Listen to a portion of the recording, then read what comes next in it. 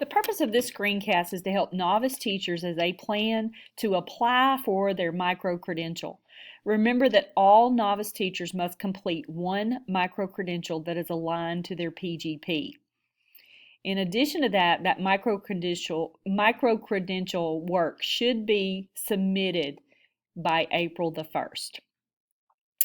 This is going to showcase the first way that you can get to the micro-credentials and apply for them. So you're at your EdReflect dashboard, and here at the top right, you're going to go to Explore Resources.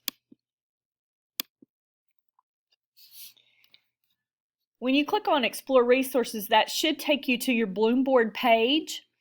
And there you're going to see this has changed. The purple page is now at the top. And of course, we used to go to the right to look at that. That's no longer there. So what we want to do is we want to click on Programs and Rooms. And your dashboard may look a little different than mine, but we're going to click on Novice Teacher Mentoring.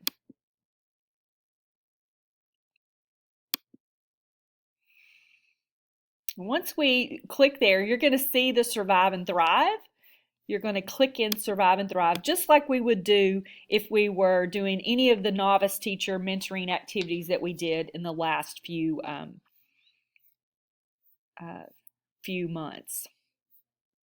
And it talks about here, you see all the information about reading before submitting your micro-credential. It tells you everything that you need to do. Clicking the Submit for Review will send your application to the issuer for their review. Applications are locked for editing after submitting, so be sure that you've included all of your evidence before submitting. Your application will be denied if you do not include all of your evidence.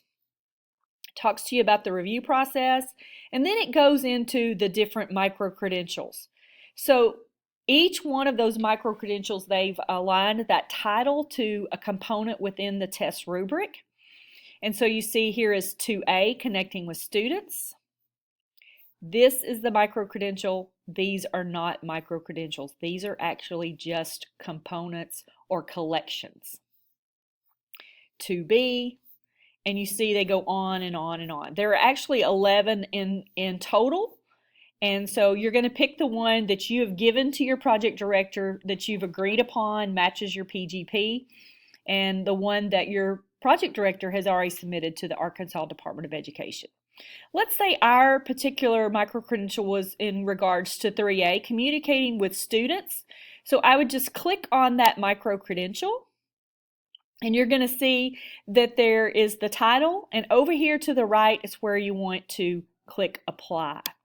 When you click Apply, then you see Step 1 and Step 2, and you're going to have the submission requirements are here. That's a PDF. I do recommend that you click on that, you download it to your computer, you print that out, and you and your mentor could use that paper copy to actually talk through the process. Remember that your project director is going to be requiring your mentor to have several meetings to support you in this work.